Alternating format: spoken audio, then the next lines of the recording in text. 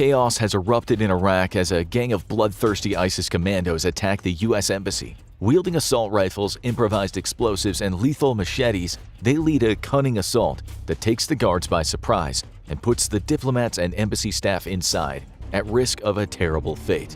But just when things start looking hopeless, salvation arrives. An elite 30-man platoon swoops in, routing the attackers and putting them down with some well-placed shots from their assault rifles, while another among their numbers lays down a hail of suppressing fire with his M240 Bravo. The day is saved by this crack team of U.S. military operatives. But all this raises one question: was that the Marines or the Army?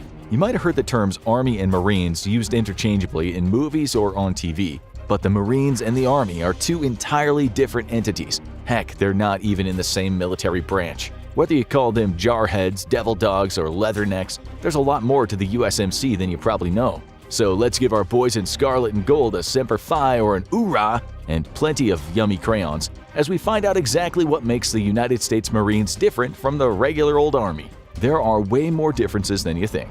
With over 1 million members serving in active duty, the U.S. has one of the largest militaries on the planet, divided into 6 distinct branches. There's the Army, the Navy, the Air Force, the Coast Guard, the Space Force, yes really, and of course the United States Marine Corps or the USMC. Most of the time it's pretty easy to deduce the general function of each military branch from its name alone. The Air Force, for example, specializes in aerial warfare. Then there's the Navy, which wouldn't be out of place patrolling the seas in large, heavily armed ships. The Marines don't feel quite so obvious. From name alone, you might correctly assume they conduct missions at sea, but hold on, isn't that what the Navy is for? Yes, but that's because the Navy and the U.S. Marines often work hand in hand, with the Marines' primary job being conducting amphibious operations, something no other branch of the U.S. military can do. The missions the U.S. Marines are sent on typically involve landing on a hostile piece of beachfront property and kicking the current proprietors out permanently. But you'll also find the Marines hundreds of miles inland doing the same job you'd expect the Army to do. Sounds confusing, right? Don't worry, when you break it down, it makes much more sense. The Army's purpose is acting in defense of the United States, typically by completing missions that take place primarily on land against hostile forces that have acted against the national security interests of the U.S. So the Marines are, in essence, the Army for the Navy. Or if you prefer to think of it like this, you can imagine them as a smaller and more pinpointed hybrid of both those branches, with the training and equipment to conduct missions on land or at sea. While Marines need to be prepared for any type of mission, wet or dry, the Army is only tasked with duties that take place on solid ground. Although it's not uncommon for the different specialized branches of the U.S. military to work together collaboratively. Joint operations like these are vital for securing objectives that call for the skills of multiple different branches of the military. In the case of the Marines, being a force that can operate from both the land and the sea, its members can assist other military units in missions that require getting personnel from the sea to the land where they may not have previously trained to do so. But the Marines' other specialty is their role as a quick reaction force. United States Marines are often referred to as the tip of the spear. They consist of combat-ready specialized units that are trained to respond to urgent situations and conflict operations wherever and whenever necessary. Marine expeditionary units must remain prepared for combat at all times and are among the first to respond to dangerous situations. However, Marines aren't meant to conduct heavy combat operations on their own. They don't even have tanks anymore. This is where the Army comes in, with the Marines acting as a fast, agile, and flexible quick reaction force, and the Army bringing the big guns right behind them. Although the two forces undergo different types of training, there's often room for overlap between the Army and the Marines, and their capabilities can even complement each other. That being said, even though all Marines are trained to engage in amphibious warfare, very few in the U.S. Army are. Most Army units are assigned a specific terrain or type of warfare to specialize in. These can include airborne or mountainous infantry, or even the famed U.S. Army Rangers. This is by far one of the hardest specialties to achieve, but doing so will result in a soldier serving the United States Ranger Regiment, an elite special operations unit famous for conducting missions deep within enemy territory amongst severe adverse conditions. Meanwhile, all U.S. Marines are considered amphibious troops, but lack the type of training that a U.S. Army Mountain Division might have, for instance. When it comes to who out of the Army or Marines is better equipped, it's definitely the former. The U.S. Army has consistently been the first of the two to receive rollouts of newer weapons. Take the M4A1 carbine, for example. This assault rifle is a shorter version of the M16, capable of both semi-automatic and automatic fire. While it's now used by both forces, the Army was the one first equipped with it, long before the Marines eventually adopted the weapon. This also applies to newer weapon add-ons and attachments, such as optical sights, lasers, and hand grips. We've seen this recently with the M4, as the Picatinny rails on the weapon's receiver and handguards make it compatible with various attachments. This includes the M203 under-barrel grenade launcher, which is widely used by the U.S. Marines. Meanwhile, the Army is adopting the M320 as its primary grenade launcher, which can be fired as a standalone firearm or mounted to other weapons like an M4. The point is, the Marines do get their hands on all the fancy new firearms and attachments eventually, it just tends to be much later than the Army. A further difference between the Marines and the U.S. Army is their flags and iconography. The U.S. has several separate flags that are each designed for specific branches of the military. The flag of the U.S. Army was originally designed with the seal of the U.S. War Office, as well as the words United States Army, their star emblem insignia, and the year 1775 emblazoned over a white background. 1775 is the year in which the U.S. Army was officially established, making it the oldest branch of the United States' vast military. The unofficial motto of the U.S. Army is, "This we'll defend," and has been ever since they played a pivotal role in gaining independence for the U.S. during the Revolutionary War. The branch has an impressive service record, being involved in nearly every major armed conflict that the U.S. has been a part of, either domestically or overseas. This includes both world wars as well as the wars in Iraq and Afghanistan. Meanwhile, the flag representing the Marine Corps has changed numerous times over the years, largely due to it being a part of the U.S. Navy for so long before becoming its own distinct entity. In fact, the modern-day incarnation of the Marines flag did not see use until as recently as the 20th century. Their official insignia is the eagle, globe, and anchor, which are all present on the current iteration of the Marine Corps flag. First adopted in 1955, this flag features a globe intersected by an anchor with an eagle standing on top of the globe with its wings spread and a ribbon in its beak. The flag also bears the Latin phrase Semper Fidelis, the official motto of the United States Marines, which has become something of a legendary phrase amongst its members. Translating to always faithful and frequently shortened to Semper Fi, it can often be heard yelled, cheered, or used as a greeting among current and former Marines, intended to remind them of their close commitment to their comrades and nation both.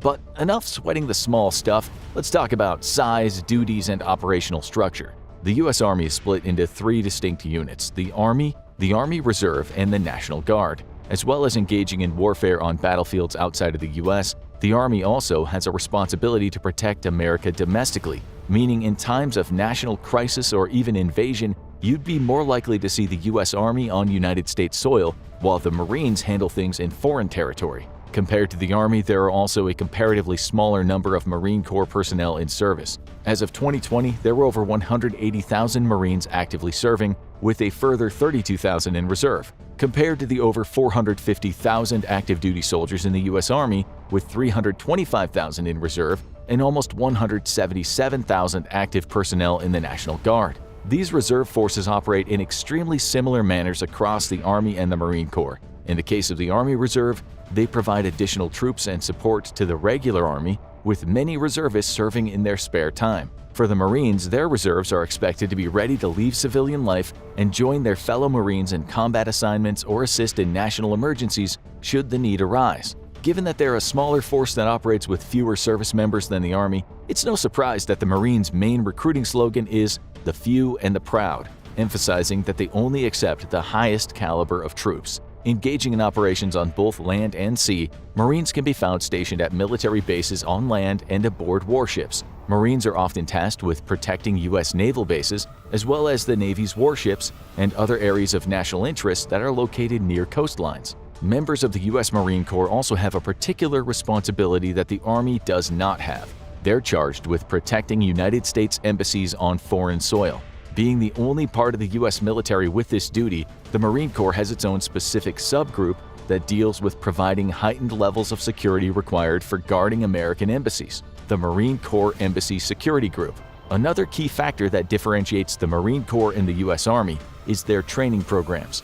Basic training for new recruits in the U.S. Army is roughly 10 weeks long and is normally followed up by advanced individualized training, where soldiers are given additional training to prepare them for their future specialties we mentioned earlier, whether that be a specialty in certain environments and terrains or specific tactics. According to some, although certain members of the U.S. military will disagree on this, Marine boot camp is generally considered to be more mentally and physically challenging compared to the Army's basic training program and that of other U.S. military services. Lasting around 12 to 13 weeks, approximately 40,000 Marine hopefuls undergo this training every year. Beforehand, they have to be screened, have their overall health assessed, and must pass a fitness test in order to begin their training. Any recruits that fail the physical examination will go on to receive individual personalized attention and additional training until they can pass and enter the Marine Corps. While these processes are similar in time frame, each training course differs based on the routes each prospective candidate decides to specialize in. In either case, both the Marines and the Army expect all those who enlist to complete their basic recruitment training before they're permitted to advance into specialization training. Where successful Army recruits go on to advanced individualized training schools after their basic training, Marine hopefuls are enrolled in military occupational specialty schools. Both the Marines and the Army also receive higher education training. Annapolis, Maryland is the home of the U.S. Naval Academy. This is a university dedicated to training both male and female officers, referred to as midshipmen, over the span of 4 years. Full tuition costs are sometimes even covered if a candidate enters active duty with the Marines directly after they graduate. Both the Navy and the Marines receive graduates from the Naval Academy, given that the Marines operate under the Navy. Meanwhile, over in Quantico, Virginia, you'll find the United States Marine Corps Officer Candidate School. This one is slightly different. Instead of offering a 4-year degree course, it provides potential candidates with either 2 6-week courses or the same thing condensed into one 10-week version. These are usually attended by those enrolled in commissioning programs aimed at college students and graduates who have previously completed degrees prior to enlisting with the Marines. Any midshipmen who completes the program are entitled to receive a commission as a second lieutenant. This will often see them placed in command of a platoon consisting of 16 to 44 soldiers, including 2 or more rifle squads. Meanwhile, the Army has the United States Military Academy located in West Point, New York. Much like the U.S. Naval Academy, it provides Army recruits with a separate 4-year course, one designed to prepare these students for active service following their graduation. Also, much like the aforementioned Naval Academy, West Point will grant free tuition to anyone who enters active military duty upon completion of their degree. The Army's equivalent of the Marine Officers Training Program is their own Officer Candidate School in Fort Benning, Georgia. This school also offers courses specifically for college graduates, and after they've completed a vigorous 12-week course, these graduates will also be awarded the rank of second lieutenant, only within the United States Army instead. So while their training might be different and the courses for enlistees will also differ, the ways in which Marines and Army recruit and teach their prospective soldiers follows a similar pattern. After all, if it ain't broke, don't fix it. Speaking of similarities between the two, the U.S. Army and Marine Corps also share many organizational elements when it comes to basic unit structure. A platoon normally consists of 3 to 4 small squads of between 25 to 50 troops and is usually commanded by a lieutenant. The Army and Marines both organize their soldiers into large companies, which are typically made up of 3 to 4 platoons. These are then further split into squads and then fire teams. Although these can vary depending on mission requirements, a typical fire team will consist of only 4 members, sometimes even fewer. Among these are an automatic rifleman, a grenadier, another rifleman, and a designated fire team leader. The role of the leader is to ensure that the other members of the fire team are operating as a cohesive unit, while the riflemen act as the primary asset for both the U.S. Marines and the Army. A typical Marine Corps rifle platoon contains 3 rifle squads. Each squad is led by a sergeant who has 3 fire teams under their command. Then every one of those smaller fire teams is led by a corporal who oversees the automatic rifleman, assistant automatic rifleman, and rifleman. In some cases, a fire team leader will be equipped with an M16 assault rifle that has an M203 grenade launcher attachment, allowing him to act as a quasi-grenadier. A platoon of the U.S. Army, however, will normally contain squads with fewer troops despite their overall greater number of active duty personnel. Sergeants or staff sergeants are normally the ones assigned to lead rifle squads, as well as fire teams consisting of about 4 soldiers. Army fire teams have a team leader present, and their composition can vary but typically includes an automatic rifleman, a grenadier, and another rifleman. One of the riflemen in each Army squad is also sometimes designated as the marksman, specially trained to engage targets with precision fire. In each of the Army's platoons, given that their fire teams are much smaller, there are usually enough troops to form an additional fire team, the Infantry Weapons Squad. This squad contains fire teams that are proficient in the use of the M240B machine gun and the Javelin missile system. The organization of these two military branches' troops is not perfectly identical. However, as an Army platoon will typically have a radio telephone operator and a medic on duty, by contrast, Marine platoons have a radio transmitter operator and a corpsman, although these troops essentially fulfill the same functions. The Marine Corps and the U.S. Army's platoons also operate under the orders of commanders who are in charge of entire companies and battalions. These commanding officers also have heavy weapons elements at their disposal, such as a mortar section. Naturally, neither the soldiers of the U.S. Army nor the Marines are made to occupy the same rank or position for the entire duration of their active service. The specialization options that are offered to both can extend well into their military careers, should troops seek to progress and further develop their skills. For example, one of the more challenging options that the U.S. Army soldiers can pursue is airborne qualification, which requires the soldiers to undergo a 3-week course in parachuting. This also applies to soldiers who wish to join the aforementioned Rangers. Although success isn't guaranteed here, the elite unit of the Army, and mainstay of plenty of action movies and Call of Duty games, is so prestigious that they require members to graduate from a specific Ranger school or be selected by the Ranger Assessment and Selection Program, or should a soldier also be trained as a sniper by being selected for and graduating from a specialized sniper school. There are also additional specialization options for U.S. Marines who are looking to advance in their military career. Marines can compete to become scout snipers, who, as you can imagine, provide accurate long-range fire support for infantrymen on the ground.